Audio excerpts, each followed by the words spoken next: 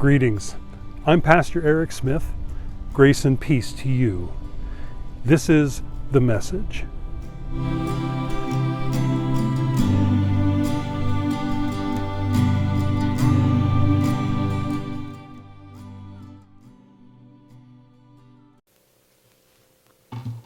Before we hear today's gospel from Luke, we enter a story that takes place along the borderlands between Galilee and Samaria, places where boundaries, identities, and divisions were always present in people's minds. Jesus encounters 10 people living with leprosy, isolated from community and dependent upon mercy for survival. What unfolds is more than a healing story.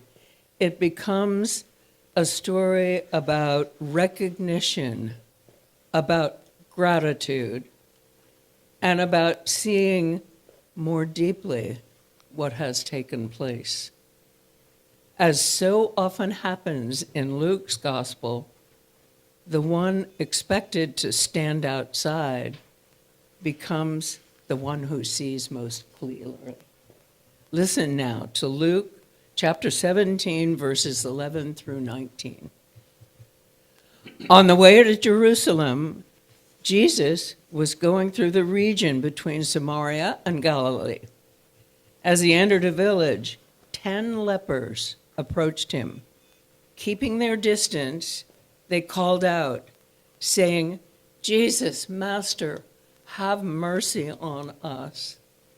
When he saw to them, he said to them, "Go and show yourselves to the priests." And as they went, they were made clean. Then one of them, when he saw that he was healed, turned back, praising God with a loud voice. He prostrated himself at Jesus' feet and thanked him. And he was a Samaritan. Then Jesus asked, "Were not 10 made clean? But the other 9, where are they? Was none of them found to return and give praise to God, except this foreigner?"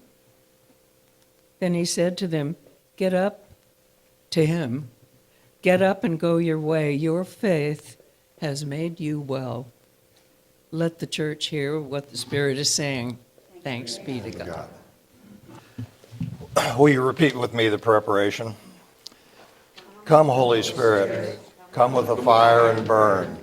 Come with the rain and cleanse. Come with the light and reveal. Convict us, convert us, consecrate us until we do something. Well, it's a pleasure to be here with you today. As Doug said, my name's Pat Stark. I know several of you, and I'm a civilian like you are. Normally I sit out there and sing badly like I did today. And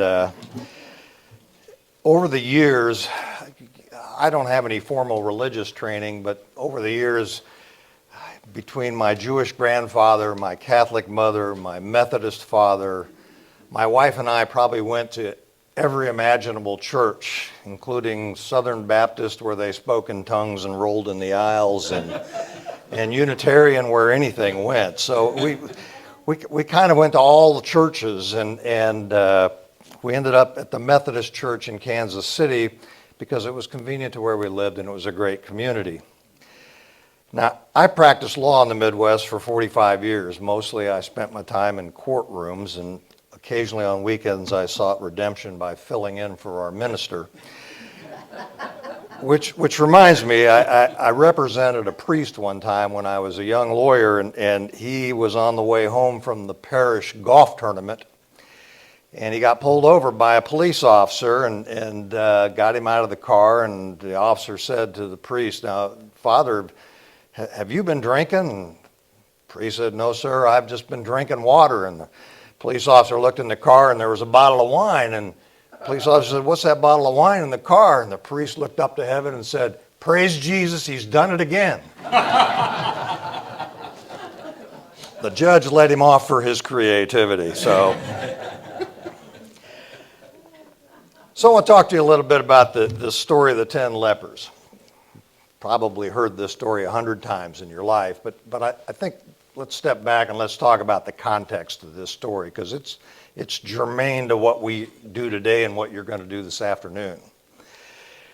Leprosy is a horrible disease, and people were scared to death of it in ancient times in the same way that we're all a little concerned about Ebola here. When people had leprosy, they were immediately segregated from their community. They were cast out. They got no chance to hug their loved ones goodbye. They couldn't hold their children at night. They couldn't kiss their spouse. They were segregated out to basically what was the trash dump of the community. And in addition to that, they were forced out there and they could do nothing but menial labor. And there's nothing worse than having a disease where pieces of your body fall off and you have to do menial labor. They were true outcasts. And you'll note in the story that they talked about how they yelled at Jesus from afar, keeping their distance from him, because people had no idea how this disease was transmitted. And so distance seemed to be the only thing that was sure to keep you from getting sick. The gatekeepers for leprosy were the priests. They were the people who would look at somebody and say, you have to go to a leper colony. But they were similarly the people who looked at somebody and said, oh, your leprosy's gone. And that's why Jesus, when these people yelled for mercy, said, you go see the priest. Because the priest was the one who made the ultimate decision about whether they got readmitted to society. These 10 lepers arrive, and lo and behold, they've been cleansed. And you know the story. Only one of them comes back and says, thank you. All 10 of them are now readmitted to society. Now think about that. Anybody who has ever been excluded knows what it feels like to be an outcast. We were all 13 years old once. There was always the cool kids table. I never sat at it, okay? I was younger than everybody else. Usually the people that sat at it were a little older and a little farther down the puberty track than everybody else. But you know what it's like to be excluded, to not to be invited. Well, this is 10 times worse, being out in a leper colony. And suddenly to be allowed to come back into community, to be invited to sit at the cool kids table, it's an amazing thing. And so I want you to take a moment and I want you to think about, put yourself in the spot of the people involved in this. Let's start with the lepers. They are thrilled that they have been cleansed and that they are coming back into society. How could they not be elated? Suddenly they are people again. They can hug their spouse. They can hug their children. They can work in their job again. There's no doubt in anybody's mind that those people are very thankful for what's happened to them. Now let's put yourself in the mind of the person who created that situation, in this case, Jesus. That person did something that was not called for, not required, not expected, and yet there was only one that circled back to say thank you. So what's that mean? When Jesus says, weren't there 10 of you? That's a rhetorical question. We know that. I mean, who would want to play Jeopardy with Jesus? He knows everything. He knows why they didn't come back, okay? He understands. He's not asking that question because he wants the answer. He's asking the question because he wants you to think about what the answer is. And clearly the answer is because they got absorbed in whatever it is they were doing and they just didn't think to close the circle. And so if you don't get anything out of what I say today, I want you to walk away with this. The lesson for today in this is, when it comes to gratitude, when it comes to being thankful, it doesn't count unless you say it. Period. No ifs, ands, or whats. And you know this because you know what? Your mother told you this all your life. And you as a parent and a grandparent, you've been telling your kids and your grandkids, what do we say? What do we say? we say thank you. My wife is a remarkable human being. First of all, she puts up with me. And I think most of the men in here would say that about their significant others. She's an extraordinary cook. It's how she showed a great deal of love and affection for me and for my 4 kids. And when she would decide that she was going to cook up something, no man's life, liberty, or property was safe in the kitchen. She would go to town chopping, dicing, cooking, doing that stuff. She's great. That's how she showed her love to me. I showed my love to her by introducing her to Kansas City Chiefs football. So know that's really important. You heard that earlier from Doug. It's one of the fun things that I have in my life that I like. It's been a lot more enjoyable the last 10 years than it was for the first 30 that I was in Kansas City. But years ago on a Sunday, she decided that she was going to make something special. And so the first thing she did is check to see what time the game was on. Fair enough. Well, the game was a late game, meaning it started at 3 in the Midwest. So she planned accordingly that we would have dinner about 6-ish. Unfortunately, the game went into overtime. The meal had to come on. So while she cooked and cleaned and prepared and diced and chopped, I watched the game. And then while the game went into overtime, she put it on the table. And while the game continued in overtime, I watched the game. And at the end of the game, she cleared off the table, and I'm over there watching the after-game antics. She cleaned it all up. She put it all away. And then she came over, and she took my hands, and we sat down on the couch, and she looked in my eyes, and she said the 4 words that make every man quake in his boots.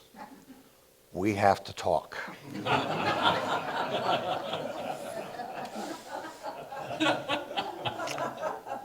Now, my wife knows that I love her, and she knows that I appreciate everything she does and that I cherish her. I mean, all those decades ago, I said I do. Remember? Way back when? I said I do. Doesn't that cover me? I said I do in front of everybody who was important to us. It doesn't count unless you say thank you. She knows that I care. She knows that I appreciate everything she does. Jesus knew the lepers appreciated everything he'd done for them, but you still have to close that circle and show your appreciation for what somebody's done for you. Because here's the deal.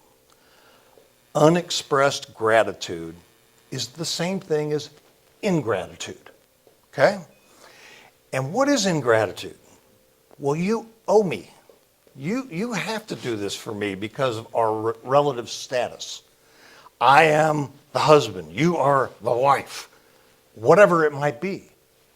And yet that's not what our true feelings are. It just manifests that way.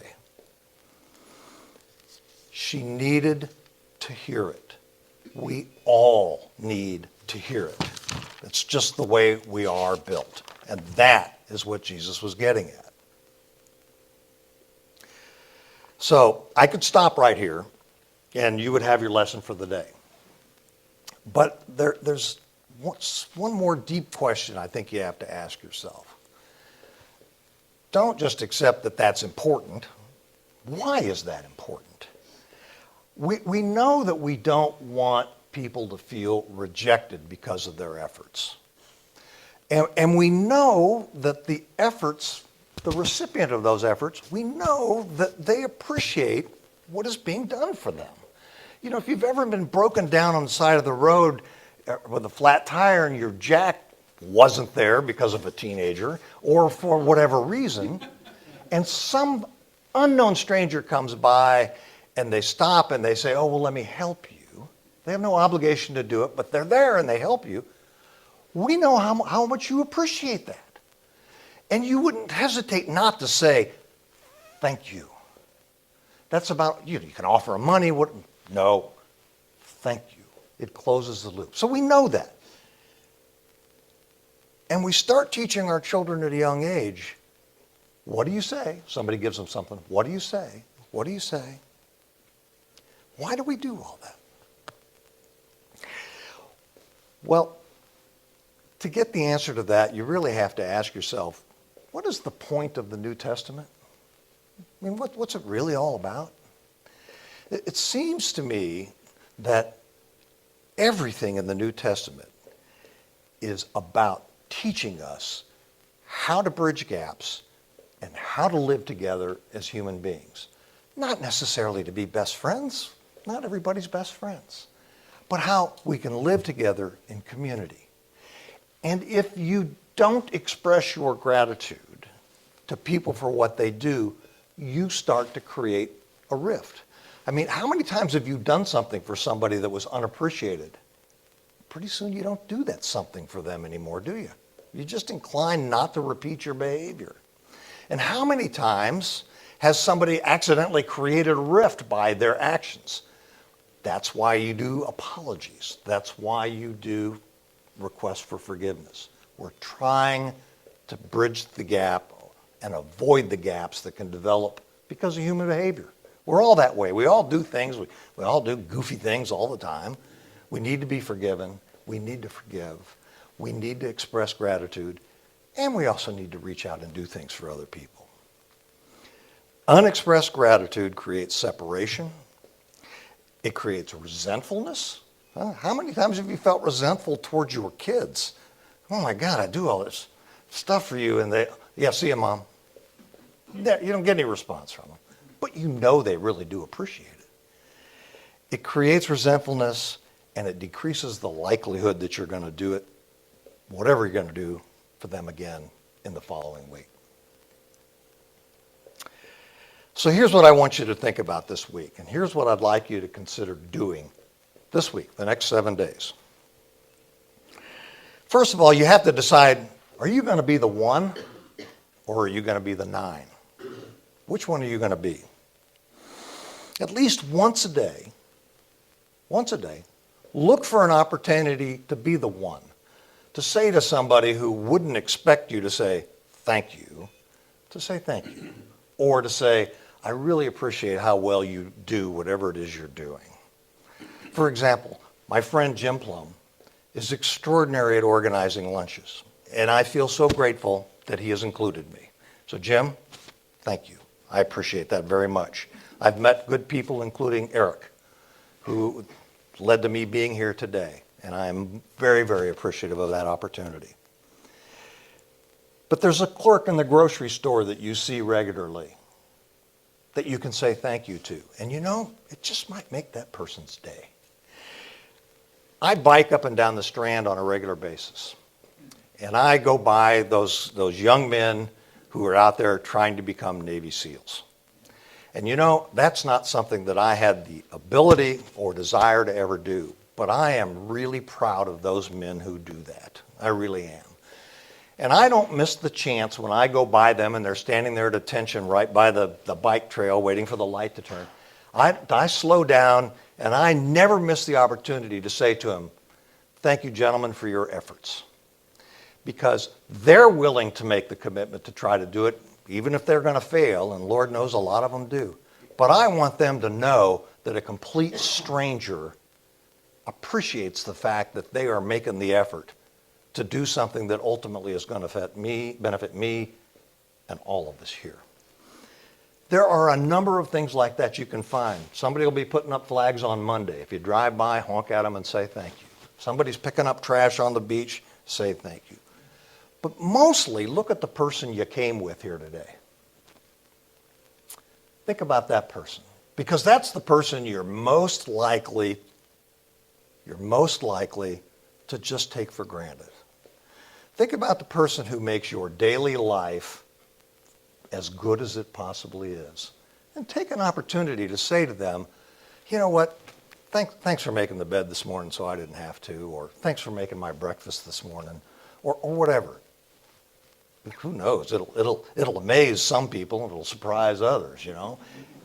But I think what you're going to find at the end of the week is not only do they feel better about it because they've been appreciated by you, but you're going to feel better because you've reached out to somebody. And I think you're going to find your relationship with them is notched up just a little bit.